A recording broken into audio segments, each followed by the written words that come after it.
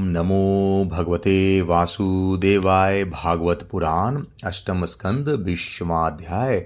भगवान वामन जी का विराट रूप होकर दो ही पग से पृथ्वी और स्वर्ग को नाप लेना।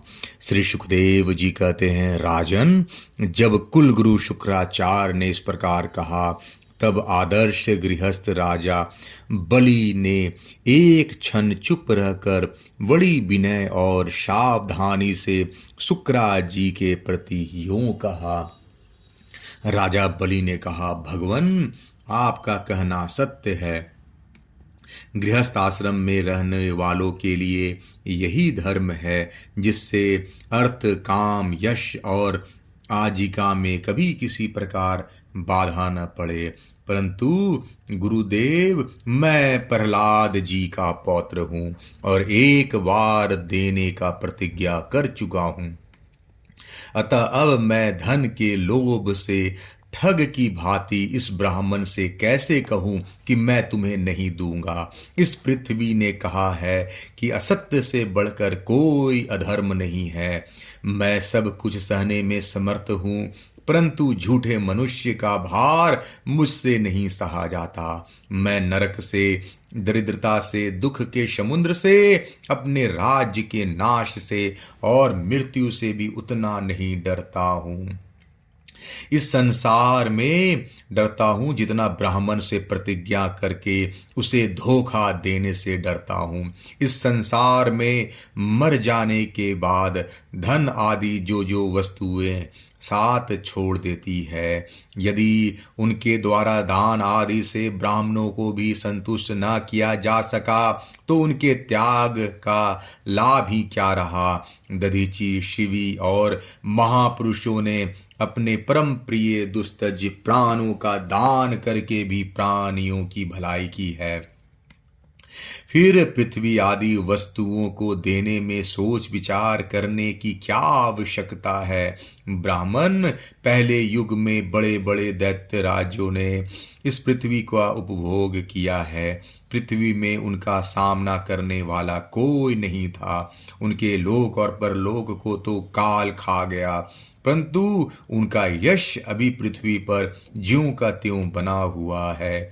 गुरुदेव, ऐसे लोग संसार में बहुत हैं जो युद्ध में पीठ न दिखाकर अपने प्राणों की बलि चढ़ा देते हैं, परंतु ऐसे लोग बहुत दुर्लभ हैं जो सत्य पात्र के प्राप्त होने पर श्रद्धा के साथ धन का दान करें। गुरुदेव, यदि उदार और करुणाशील पुरुष अपात्र याचक की कामना पूर्ण करके दुर्गति भोगता है तो वह दुर्गति भी उसके लिए शोभा की बात होती है। फिर आप जैसे ब्रह्मवेता पुरुषों को दान करने से दुख प्राप्त हो तो उसके लिए क्या कहना है। इसलिए मैं इस ब्रह्मचारी की अभिलाषा अवश्य पूर्ण करूंगा।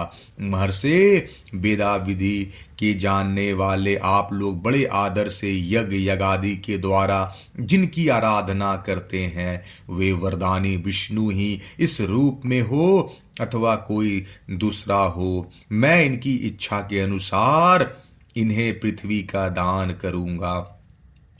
यदि मेरे अपराध न करने पर भी ये अधर्म से मुझे बांध लेंगे तब भी मैं इनका अनिष्ट नहीं चाहूंगा, क्योंकि मेरे शत्रु होने पर भी इन्होंने भयभीत होकर ब्राह्मण का शरीर धारण किया है। यदि ये पवित्र कीर्ति भगवान विष्णु ही हैं तो अपना यश नहीं खोना चाहेंगे, अपनी मांगी हुई वस्तु लेकर ही रहेंगे। मुझे युद्ध में मार कर भी पृथ्वी छीन सकते हैं और यदि कदाचित ये कोई दूसरे ही हैं तो मेरे वाणों की चोट से सदा के लिए रणभूमि में सो जाएंगे। श्री सुखदेव जी कहते हैं, जब शुक्राचार्य जी ने देखा कि मेरा यह शिष्य गुरु के प्रति अश्रद्धालु है तथा मेरी आज्ञा का उल्लंघन कर रहा है, तब दैव की प्रेरणा से उन्होंने राजा बलि को शाप दे दिया। यद्यपि वे सत्य प्रतिज्ञ और उदार होने के कारण शाप के पात्र नहीं थे। शुक्राचार्य जी ने कहा, मूर्ख, तू है तो अज्ञानी, परंतु अपने को बहुत बड़ा पंडित मानता है। तू मेरी उपेक्षा करके गर्व कर रहा है, तूने मेरी आज्ञा का उल्लंघन किया, इसलिए शीघ्र ही तू अपनी लक्ष्मी खो बैठेगा। राजा बलि बड़े महात्मा थे। उन्होंने अपने गुरुदेव के शाप देने पर भी वे सत्य से नहीं डिगे। उन्होंने वामन भगवान की विधि पूर्वक पूजा की और हाथ में जल लेकर 3 पग भूमि का संकल्प कर दिया। उसी समय राजा बलि की पत्नी विंध्यावली, जो मोतियों के गहनों से सुसज्जित थी, वहीं आई। उसने अपने हाथों बावन भगवान के चरण पखारने के लिए जल से भरा सोने का कलश ले ला कर दिया।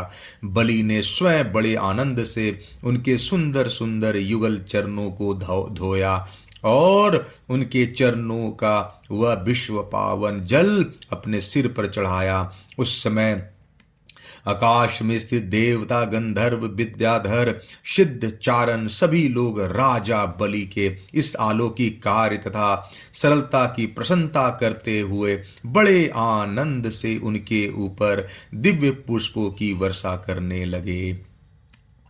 एक साथ ही हजारों दुदुम्बियां बार बार बजने लगी।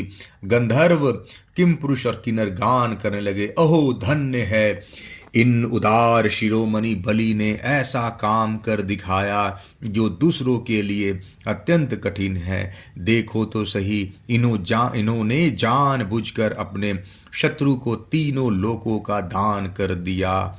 इसी समय एक बड़ी अद्भुत घटना घट गई। अनंत भगवान का वह त्रिगुणात्मक वामन रूप बढ़ने लगा।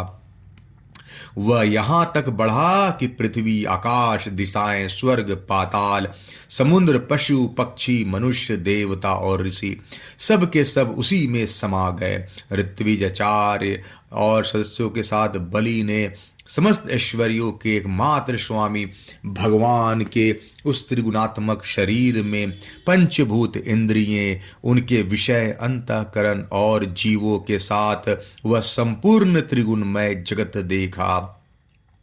राजा बलि ने विश्व रूप भगवान के चरण तल में, रसातल चरणों में पृथ्वी, पिंडलियों में पर्वत, घुटनों में पक्षी और जांघों में मृदगण को देखा। इसी प्रकार भगवान के वस्त्रों में संध्या, गुहा स्थान में प्रजापति गण, जगन स्थल में अपने सहित समस्त असुरगण, नाभि में आकाश, कोख में सातों समुद्र और वक्षस्थल में नक्षत्र समूह देखे। उन लोगों को भगवान के हृदय में धर्म, स्तनों में ऋत, मधुर और सत्य वचन, मन में चंद्रमा, वक्षस्थल पर हाथों में कमल लिए लक्ष्मी जी, कंठ में सामवेद और संपूर्ण शब्द समूह उन्हें दिखे। बाहुओं में इंद्रादि समस्त देवगण, कानों में दिशाएं, मस्तक में स्वर्ग, केशों में मेघमाला, नासिका में वायु, नेत्रों में सूर्य और मुख में अग्नि दिखाई पड़े। वाणी में वेद, रचना में वरुण, भावों में विधि और निषेध, पलकों में दिन और रात, विश्व रूप के ललाट में क्रोध और नीचे के होठ में लोभ के दर्शन हुए। परीक्षित, उनके स्पर्श में काम, वीर में जल, पीठ में अधर्म, पद विन्यास में यज्ञ, छाया में मृत्यु, हंसी में माया और शरीर के रोमों में सब प्रकार की औषधियाँ थी। उनकी नाड़ियों में नदियाँ, नखों में शिलाएं और बुद्धि में ब्रह्मा, देवता एवं ऋषिगण दिख पड़े। इस प्रकार वीरवर बलि ने भगवान की इंद्रियों और शरीर में सभी चराचर प्राणियों का दर्शन किया। परीक्षित, सर्वात्मा भगवान में वह संपूर्ण जगत देखकर सब के सब दैत्य अत्यंत भयभीत हो गए। उसी समय भगवान के पास असह तेज वाला सुदर्शन चक्र गरजते हुए मेघ के समान भयंकर टंकार करने वाला, शांग धनुष, बादल की तरह गंभीर शब्द करने वाला पांचजन शंख, विष्णु भगवान की अत्यंत वेगवती कौमद की गदा, 100 चंद्राकार चिन्हों वाले ढाल और विद्याधर नाम की तलवार, अक्षय वाणों से भरे 2 तरकस तथा लोकपालों के सहित भगवान के सुनंद आदि पार्षदगण सेवा करने के लिए उपस्थित हो गए। उस समय भगवान की बड़ी शोभा हुई। मस्तक पर मुकुट, बाहुओं में बाजूबंद, कानों में मकराकृत कुंडल, वक्षस्थल पर श्रीवत्स चिन्ह, गले में कौस्तुभ मणि, कमर में मेखला और कंधे पर पीतांबर शोभायमान हो रहा था। वे 5 प्रकार के पुष्पों की वनमाला धारण किए हुए थे, जिस पर मधुलोभी भौरे गुंजार कर रहे थे। उन्होंने अपने एक पग से बलि की सारी पृथ्वी नाप ली, शरीर से आकाश और भुजाओं से दिशाएं घेर ली। दूसरे पग से उन्होंने स्वर्ग को भी नाप लिया। तीसरा पैर रखने के लिए बलि की तनिक सी भी कोई वस्तु न बची। भगवान का वह दूसरा पग ही ऊपर की ओर जाता हुआ महलोक, जनलोक और तपलोक में भी ऊपर से सत्यलोक में पहुंच गया। 20वां अध्याय समाप्त। जय श्री राम, जय श्री कृष्णा।